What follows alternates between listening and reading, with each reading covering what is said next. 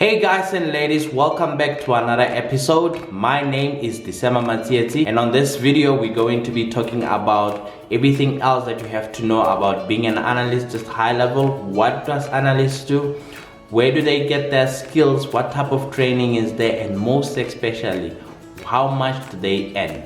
I went out there, I found out how much is the range so that you can make a better decision to say, do I want to walk the journey for this cents or do I want to work journey for this big bag? You know, it's up to you. But stay tuned for the rest of the video.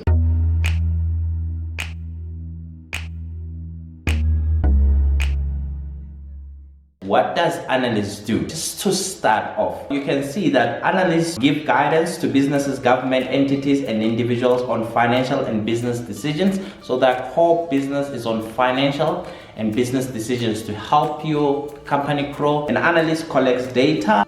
The biggest part of it is data collection on business performance and development and develop statistical reports. They identify areas of improvement and create a recommended plan to streamline processes. There are different type of things that they can do, but most of it they can do the following: to determine which data needs to be tracked to reflect the business performance. So they go out there, they tell you, okay, in order for you to look at this, you're gonna have to collect this much data. Using statistical methods to collect data across business sectors, measuring the effectiveness of business strategies, writing easy to interpret reports. We did a few videos on how you can write a report, how you can do data analysis, developing a plan to improve operational processes, and working with management team to implement changes. You're like a wholesaler. Everybody else come to you for everything else that has to do with what business decision should we take, what data should we be collecting, what steps should we do, and also help them with the implementation of whatever you have recommended. Let's start with the salaries. The ching already. The USA, it looks like analysts earn an average of $65,000 per year. So that average at about 1.2 million in South Africa. If I just convert in today's terms, it doesn't mean that just because you're an analyst, you get the same amount of money. It can vary. I want you to look below there. When you're looking at the top companies that are employing analysts in the USA, look at that Meta, 105,000 average salary for analysts in that area. You can just imagine, you may need to be top of the crop. Raymond James is sitting at about 90. We know that the average is 65. So there are others that are getting about 16.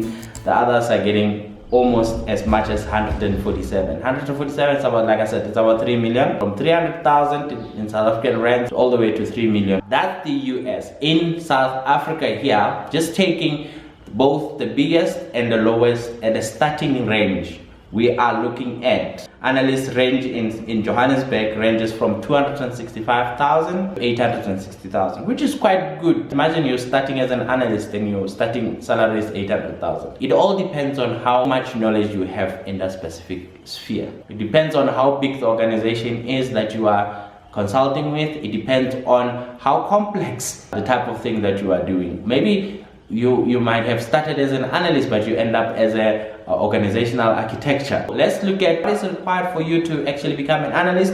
We're going to be looking at the type of education that you should go for, or the type of training that probably is available, and the type of certificates that are there, and the skills that they are probably looking for when they try to hire you. So when you do all of these things, you must just remember, I'm not gonna exhaust everything. If you want the full on, we can actually have a dedicated one for education, training, certificates, and skills. Analyst education. I know there's a big hoo-ha online that you can just get an online certificate and stuff like that, but most analysts requires a bachelor's degree, and they're looking for people who are math. We used to call them the BScs, Bachelor of Sciences. People in the business side, which is the BCom side, we're looking at it. Whether you are in economics, you're in finance, you're in computer science, we are happy to get you in as an analyst. Second one, they work on variety of industries, analysts, so you can't just say, oh, as an analyst you must work in banking. You can take various courses from data mining, from calculus, finance, communication, information technology, and analytics to help you to boost up yourself when you go out and look for a career. In terms of education, the third bullet point is where your online education come in handy. I did a video once, I can redo it again to say, Once you've gotten your formal education, the online one that they show, which is like a Microsoft certificate, the AWS or the Amazon Web Services certificates, they're just there to complement you. So it goes to the third point. So the first point is the bachelor's degree, and the third point is there. Maybe in time things will change. There's a benefit in you getting a bachelor's degree because it teaches you the discipline. Let's look at the type of training. This is where they sent you from work and they said go spend some time in some training some service vendor is doing. Maybe it can be SaaS. Let's just look at that. Analysts gain training through college courses, internship, or entry-level job experiences. This is where you'll get molded. You can learn finance, and instead of you practicing to become a financial officer, you can come into the finance world and they ask you to actually do financial analysis. So you already started with become finance or become accounting, but you end up doing the analyst type of role. You can complete internships, practice your industry theory in business setting or in a government setting. It's all up to you. It doesn't just cut you to say, no, you must work for private sector, not for a public sector. You can work anywhere as an analyst. Any employers will provide a brief on the job training to new analysts to learn about the complexities of the business. That's a given. So don't stress when you get your first time, you go, oh, what am I gonna do? They will give you on the job training. So you'll be sorted in that case. Let's go and look at the certificates that are out there. The type of certificates that are out there. I did not write all the certificates that are here. I just wrote a few that are available. I mean, analysis is quite broad. First one that we're looking at is the International Qualification Board for Business Analysis, IQBBA. I think that's what they call it. This is where business analysts can go and they get taught on the disciplines and what they should do. And there's a nice book that was written about business analysts that the Business Analysis Body of Knowledge recognized as the best book for business analysis. We can make a series on that just to give you a heads up to say, do I really want to become a business analyst or not?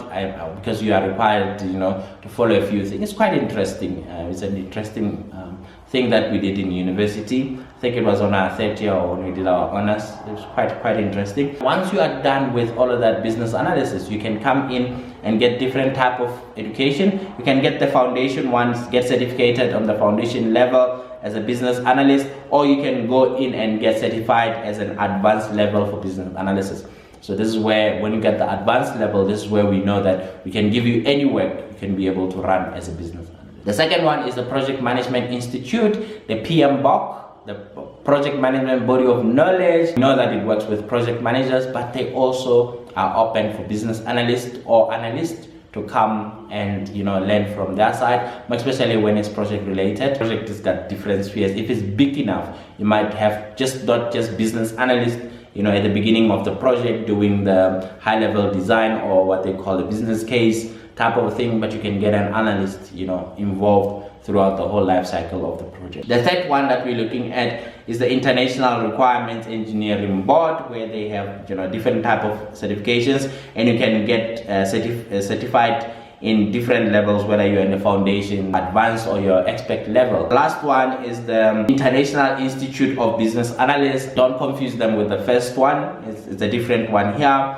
So this one can actually give you the entry certificate in business analysis, or it can give you the certificate of capability in business analysis, or it can give you a certificate of business analyst professional. The training is all out there. These are NGOs. I'm also a chartered developmental financial analyst, meaning it's an NGO that just brings people together to share knowledge, and then there you go out there. Another one is the chartered financial analyst, the CFA one, that you can write the exam. They write you 3 exams. Most of this thing you might have to go through a multiple choice type of question, 200 questions, 40 questions, depending on the complexity. Let's look at the common analyst skills looking for. Can vary from different areas. Could be technology, could be mathematics, could be anything. All they are looking for is the following: mathematical skills, attention to detail, being able to take initiative. You see where the problem is and you can go around and say, yes, I saw where the problem is and I'm deciding to go solve it myself. That's initiative. Technical skills, of course, you're gonna need to write a few code here and there. This is where computer skills come in handy. Research skills, you have to be able to go out there, read what's happening in the world, not just read what's written on Twitter, but read credible sources where people have verified what they put there as ideas, And then communication, and I put effective communication, because just you going into a meeting and communicating your results might still miss what the big ask is. If you understand what the ask is and be able to answer the ask accordingly, might be just a small table that just say, this is the items, this is how far we go. Another one is the work environment. I know you're going to be asking about that one. Where am I going to be working from? Currently, I personally work from home. It means pre-COVID, I used to go to the office and sit down for extended hours, cracking and working and changing things, and you jump between a lot of meetings. Boardroom desk, that was the way. Before then, I was a sales analyst, which required hopping between different offices. That's where travel was involved, so I would travel from Johannesburg to Durban. Sometimes we would go to other provinces, up and down, depending on where the source is. If you want to meet up with a data person or a call center people that are sitting in Durban, that's where the travel will come in. I've been working individually for a long time, part of a team, but as an individual analyst, you bring in your analysis alone, or you can work in a team where there's a gang of analysts that you can sit there in your other voice, you hear other voices, you can split the work type of a thing. Both work quite well. Industries that are looking for you could be any other industry. Mostly analysts are high in demand in finance, could be banks, could be anything else finance related, could be normal business, which is even small businesses. As much as we deny it, we might actually benefit from a lot of analysts. We think that we need salespeople. Of course, it's good to have salespeople, but if you're sending your salespeople in the wrong direction, that's why your business will not grow. Analysts in government, so that they know where to employ the best services. Public funds, need them in healthcare, need them also in insurance. The most common title for all of these people is business analyst. When you go there and you really understand what they do, you realize that they do different things. When you're in insurance, as a business analyst, you might be doing something different compared to when you're in IT as a business analyst. So somehow they try to split it up to say, you are now IT business analyst, meaning that you write requirements, specifications. We'll talk about that one. Or if you are in a finance world, they call you a finance business analyst, which means you're dealing with the numbers. Or you can be an insurance business analyst type of a thing. How do you become an analyst? Just in summary, you earn an undergraduate degree, you supplement your degree with computer courses. So if you have a degree that's already computer related, you already hit two birds with one stone. You familiarize yourself with industry requirement, you seek internships, you apply for jobs, and you prepare for an interview. It's that simple. First one, earning an undergraduate degree, if you're starting from scratch, that's the 3 years. Familiarizing yourself with the requirements, you can do it in a year after, or you can do it as you are still studying, or you even get an internship as you are busy studying, and then you apply for jobs immediately after your 3 years. In 3 years, 4 years, you can actually be from zero to an analyst, just like that. This is what the hiring manager would be writing. Our rapid expanding startup seeks a business data analyst. Can you see in this one? It's a business analyst, but they decided to throw in data to show you that you're going to be working on data. To evaluate business performance and discover key business drivers, you will collect and review statistical data, prepare detailed reports to make actionable recommendations to the executive team. When you join our analytics team, you will work to identify process slowdowns, impact on product demand, and effects on marketing strategies.